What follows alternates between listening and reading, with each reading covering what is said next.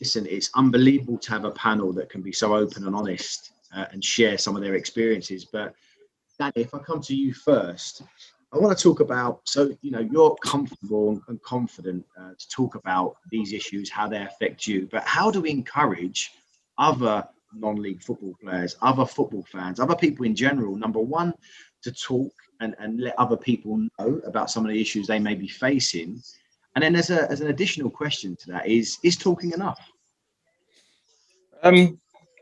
So I think being in football, and I'm sure Luke will say the same, you have a lot of characters in dressing rooms, lots of different personalities, and sometimes it can be very difficult to maybe express yourself, especially if you're in a dressing room which has big personalities and big characters.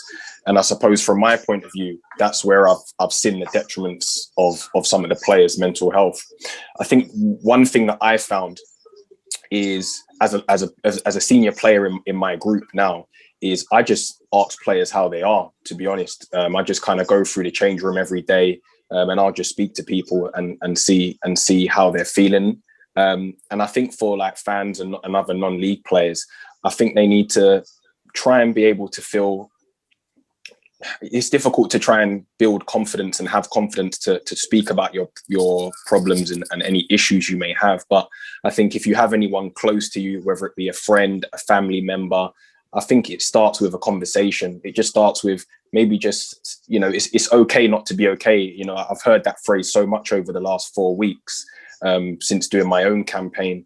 And it's never been a truer statement. And I think everyone needs to realize that it's actually fine. And if you can speak to someone that you trust first and foremost, I think it will help. Is talking enough?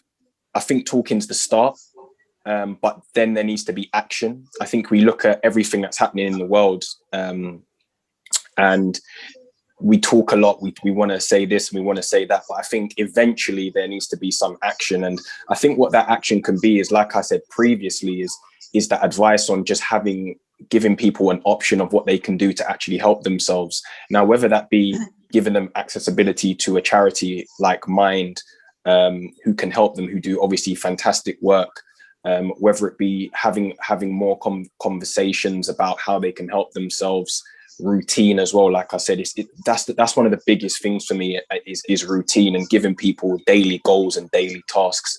And I think that's definitely how we can sort of slowly have those building blocks. The reality of it is mental health is 365 days a year, 24 hours a day. It's not going anywhere. So it's something that needs to be ongoing. It's not just a flash in the pan. So all that help needs to be there 24 hours a day, and they need to be able to access that.